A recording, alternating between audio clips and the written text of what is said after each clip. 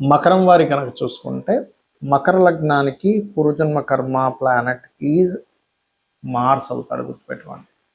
ఎప్పుడైతే కుజుడు అవుతాడో ఈ కుజగ్రహం గనక పాడైతే లేదా కుజరాశుల్లో పాపగ్రహాలు ఉంటే ఇక్కడ ఏమవుతుందంటే ఇదే ఒక పూర్వజన్మ రిజల్ట్ ఇస్తూ ఉంటుంది. అంటే ఇక్కడ మళ్ళీ ఎగ్జాంపుల్ మీకు మకర లగ్నం అయిందండి, కుజుడు రాశులు ఏమవుతాయి, మేషము వృశ్చికం అయింది కదా. సో ఈ మేష వృశ్చికాల్లో కనుక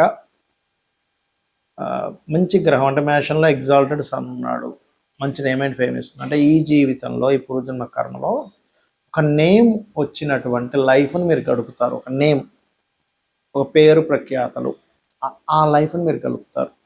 ఒకవేళ అదే అక్కడ నీచబడ్డ శని ఉన్నాడు మేషంలో, అప్పుడు కొంచెం ఇబ్బంది పడతారు. సో ఇక్కడ ఏంటి అసలు ఫోర్త్ లార్డ్, ఫోర్త్ హౌస్లో ఉండే ప్లానెట్స్, వీటిని ఫస్ట్ మనం అర్థం చేసుకోగలగాలి. ఇప్పుడు ఉదాహరణకి ఇదే ఫోర్త్ హౌస్ పోర్ట్ఫోలియో పాడైంది అనుకోండి మీ జన్మజాతకంలో, అప్పుడు మీరు ల్యాండ్స్ తీసుకోవడం వల్ల ఇరుక్కుంటూ ఉంటారు. మొత్తం సంపాదించి ఆ ల్యాండ్ మీద పెట్టి ఆ ల్యాండ్ అమ్మలేక కొనలేక చాలా ఇబ్బంది పడుతూ ఉంటారు.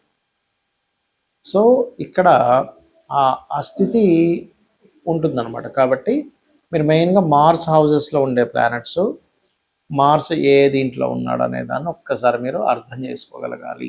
అది ఇక మీరు నిత్యము లలిత అమ్మవారి యొక్క ఆరాధన కనుక చేస్తూ ఉంటే ఖచ్చితంగా మీకు గ్రోత్ అనేటువంటిది పెరుగుతుంది. ఎటువంటి గ్రోత్?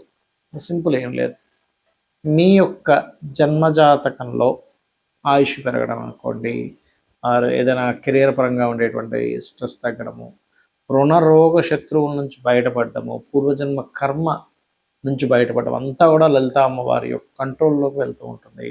ఆటోమేటిక్గా మీరు బాగుంటారు. కాకపోతే మీరు ఏంటంటే మకర లగ్నంలో పుట్టారు అంటే ఈ భూములు లేకపోతే కొన్ని చూడండి, ఒక్కోసారి మనకు తెలియకుండానే రాంగ్ దీంట్లోకి పర్సెప్షన్లోకి వెళ్ళిపోతూ ఉంటాం, కొన్ని వ్యసనాలని. అట్లాంటి జోలికి మాత్రం అసలు వెళ్ళకండి.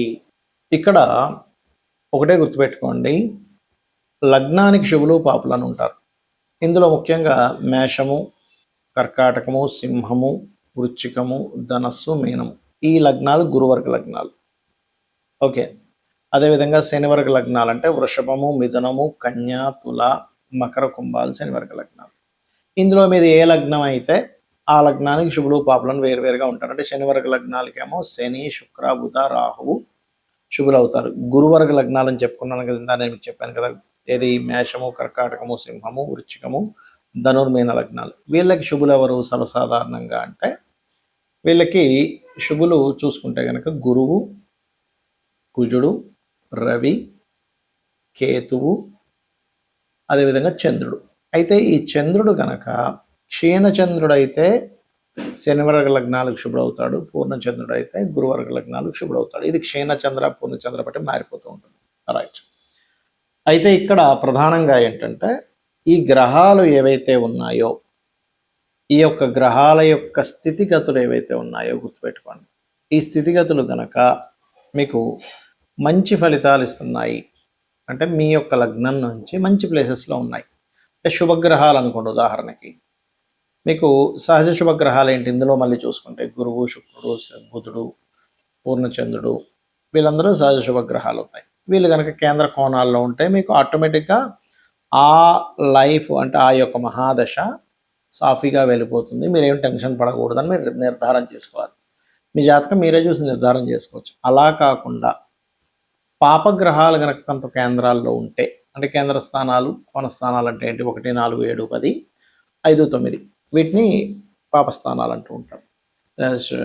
ఈ కేంద్ర కోణ స్థానాలు అంటూ ఉంటాం. ఇక్కడ కనుక పాపగ్రహాలు ఉంటాయి, ఇక్కడ కొంచెం ఆ యొక్క విషయాలు మీకు ఏ భావనలో ఉంటే ఆ భావ సంబంధమైనటువంటి విషయాల్లో ఇబ్బంది పడతారు. ఇది ప్రధానంగా గుర్తుపెట్టుకోండి. అలా కాకుండా పాపస్థానాల్లో పాపగ్రహాలు అంటే ఏంటి, 3వ స్థానము, 6వ స్థానము, అదేవిధంగా మనకి 11వ స్థానము, 8వ స్థానం, ఇవి మంచి ఫలితాలు ఇస్తాయి. అందులో ప్రధానంగా శని అష్టమంలో ఉండగా జన్మించిన వ్యక్తికి ఆయుష్ కూడా ఎక్కువగా ఉంటుంది, గుర్తుపెట్టుకోండి. అయితే ఇక్కడ ప్రధానంగా ఏంటంటే చాలామందికి ఒక జన్మజాతకంలో అంటే వారి యొక్క జాతకంలో, ఉదాహరణ మీ యొక్క జాతకంలో ఈ మహాదశ ఒకటి జరుగుతుంది. దీన్ని రిజల్ట్ ఏమిస్తుంది అనే ఒక చిన్న సంశయం ఉంటుంది. సింపుల్ ఏం లేదు. అది ఏ భావాధిపతి అయ్యాడో తీసుకోండి. ఉదాహరణకి మేష లగ్నానికి 2వ అధిపతి శుక్రుడు, ధనాధిపతి. 7వ అధిపతి కూడా శుక్రుడు, వివాహాధిపతి. చతుర్థాధిపతి చంద్రుడు, రైట్. అండ్ అలాగే పంచమాధిపతి సంతాన కారకుడు, అష్టమాధిపతి ఆయుష్కి యాక్సిడెంట్స్కి కారకుడు, దశమాధిపతి శని కర్మకారకుడు, లేదా లాభాధిపతి తీసుకుంటే వ్యాపార కారకుడు. వీళ్ళ యొక్క రాసుల్లో ఏదైనా పాపగ్రహం ఉండి ఆ మహాదశ నడుస్తున్నప్పుడు, అంటే మీకు ఏదైనా ఒక మహాదశ నడుస్తూ ఆ మహాదశ స్థానంలో ఏదైనా ఒక పాపగ్రహం ఉన్నప్పుడు మీకు అది ఆ మహాదశ అనుకూలించకుండా ఇబ్బంది ఇస్తుందని మీరు అర్థం చేసుకోండి. అలా కాదండి, చక్కగా ఆ యొక్క రాశిలో శుభగ్రహం ఉంది, ఏమి టెన్షన్ పడక్కర్లా. అయితే ఇక్కడ ఏంటంటే ఒక్కొక్క లగ్నానికి పూర్వజన్మ కర్మ ఉంటుంది. మీ లగ్నానికి ఏంటి పూర్వజన్మ కర్మకారకుడు అని చెప్పాను. అది మాత్రం పర్టికులర్గా కీన్గా అబ్జర్వ్ చేయాలి. ఎందుకంటే అదే అసలు మీరు అనుభవించాల్సిందే, అది దానికోసం వచ్చాం భూమి మీదకి. అది ఒక్కొక్కసారి మంచి కర్మ ఉంటుంది, ఒక్కోసారి మనం ఇబ్బంది పడే కర్మ ఉంటుంది, ఒక్కోసారి కొంతమందికి సేవ చేయాల్సిన కర్మ ఉంటుంది, కొంతమందికి రుణపడి వాటిని క్లియర్ చేసుకోవడానికి పుట్టిన కర్మ ఉంటుంది.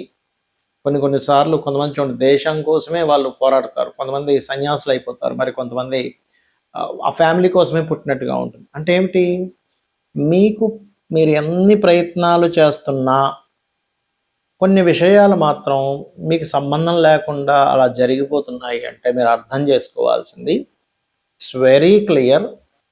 మీరు చక్కగా దాన్ని మీరు ఓకే ఇది నా కర్మలో ఉందన్నమాట అని దాన్ని మీరు ఒక దేవతా సంబంధించినటువంటి దైవ కార్యంగా భావించి దాన్ని మీరు యాక్సెప్ట్ చేసుకుంటూ అదొక దైవ కార్యంగా మీరు ఆ కర్మను అనుభవించుకు వెళ్ళిపోవడం కంటే ఇంకొకటి లేదు.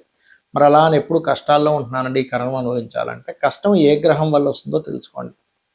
సహజంగా ఉండే కష్టం ఏమిటి, రుణము రోగము శత్రుత్వాలే మెయిన్గా. రుణాలు ఎక్కువగా ఉన్నాయి, ధనం లేదు, కష్టం.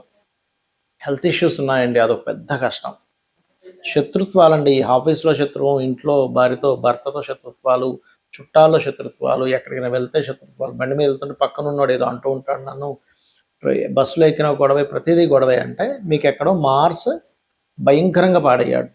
రుణాలు ఎక్కువగా ఉన్నాయంటే మెర్క్యూరీ బాగా పాడైపోయాడు మీ జాతకంలో, మీరు బాగా అర్థం చేసుకోండి.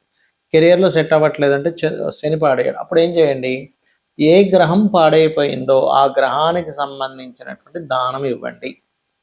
సింపుల్, గుర్తుపెట్టుకోండి. అంటే ఇప్పుడు రవి పాడయ్యాడు గోధుమలు, చంద్రుడు పాడయ్యాడు బియ్యము, కుజుడు పాడయ్యాడు కందులు, బుధుడు పాడయ్యాడు పెసలు, గురువు పాడయ్యాడు శనగలు, శుక్రుడు పాడయ్యాడు బొబ్బర్లు, శని పాడయ్యాడు నువ్వులు, రాహు పాడయ్యాడు మీ జన్మజాతకంలో మినుములు, కేతు పాడయ్యాడు ఉలవలు దానంగా ఇవ్వండి. ఇక ఇక్కడ ప్రధానంగా ఏంటంటే మీరు ఈ ఆస్ట్రాలజీ అనేటువంటిది ఎందుకు చూసుకోవాలంటే మీకు ఒక గైడ్, మీకు ఒక రూట్ లాంటిది. తెలుసుకోకుండా ఏదో రూట్లోకి వెళ్ళిపోయాం, మన గమ్యం ఒక దగ్గరికి చేరుకోవాల్సింది ఇంకో దగ్గరికి వెళ్తున్నాం, అక్కడ రోడ్డు బ్లాక్ ఉంటుంది, మళ్ళీ వెనక్కి వచ్చి మళ్ళీ మన ప్రయాణం ప్రారంభించాలి. అంటే మన ప్రయాణము ఎక్కడ ఆగకుండా ప్రశాంతంగా వెళ్ళాలి అంటే మనకు రూట్ కరెక్ట్గా తెలియాలి. ఆ రూటు లొకేషను కరెక్ట్గా తెలిస్తే మన ప్రయాణం ఎలా అయితే సాఫీగా సాగుతుందో యాజ్ ఇట్ ఈజ్ ఆస్ట్రాలజీ కూడా ఏం చెప్తుంది అంటే చిన్నప్పటి నుంచి, పుట్టినప్పటి నుంచి ఎండింగ్ వరకు కూడా మీరు చిన్నప్పుడు హెల్త్ ఇష్యూ ఎదుర్కొంటున్నారంటే వాట్ ఈస్ ద రీజన్, దానికి రెమెడీ చేసుకోమని చెప్తుంది. అలాగే ఎడ్యుకేషన్లో డిస్టర్బ్ అవుతుంది, లేకపోతే ఎడ్యుకేషన్ మీకు ఎక్కట్లేదు, లేకపోతే మీకు బిజినెస్ యోగాలు ఉన్నాయి, చదువుకొని ఏదో మీరు ఆఫీసర్ అవ్వాల్సింది, ఏదో కలెక్టర్ అయిపోవాల్సింది లేదు, మంచి బిజినెస్ మ్యాన్ అయ్యి ఇంకో 10 మందికి ఉద్యోగాలు ఇప్పించే యోగం ఉన్న జాతకం, అది మీకు ఒక క్లారిటీ ఇస్తుంది. అది కాకుండా మనం చూడండి కొంతమంది కొన్నిసార్లు రాంగ్ పర్సన్ ఎంపిక చేసుకుంటాం, రాంగ్ డెస్టినీ, రాంగ్ బిజినెస్ ఎంపిక చేసుకుంటాం, రాంగ్ ఇన్వెస్ట్మెంట్స్ చేస్తాం. What is your right investment, what is your right destiny, మీ బిజినెస్ ఏమిటనే ఒక స్పష్టమైనటువంటి విషయాన్ని మీకు చెప్తుంది. అది నేను మీకు ఇందాక చెప్పినట్టుగా అది చెప్తుంది. కానీ ఒక్కొక్కసారి మనకి దశాలు దశ సరిగా లేనప్పుడు, అంతర్దశలు లేనప్పుడు, ఇబ్బంది వస్తున్నప్పుడు అది దశ ఏంటి, ఆ రాశిలో ఉండే గ్రహం ఏంటో తెలుసుకొని దాని పొజిషన్ బట్టి మీరు దానం కనుక ఇచ్చుకున్నా, రెగ్యులర్గా లలితా సహస్రనామాలు చేసుకున్నా మీకు ఖచ్చితంగా బాగుంటుంది. శ్రీమాత్రే నమః.